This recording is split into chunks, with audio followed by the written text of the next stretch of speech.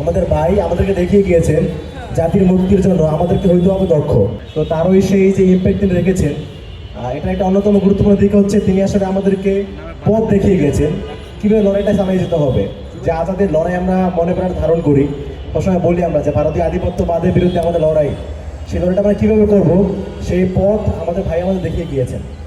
আমাদের ভাই আমাদেরকে দেখিয়ে গিয়েছেন জাতির মুক্তির জন্য আমাদেরকে হইতে হবে দক্ষ, আমাদেরকে স্কিল অর্জন করতে হবে। ভাই বলতেন যে এখনের যুগ হচ্ছে স্পেশালাইজেশনের যুগ, অর্থাৎ আমি সব বিষয়ে আমি সব কিছু জানবো, এটার যুগ এখন না। আমরা কোনো একটা বিষয়ে দক্ষ হয়ে উঠবো, এই শিক্ষা ভাই আমাদের দিয়ে গিয়েছেন।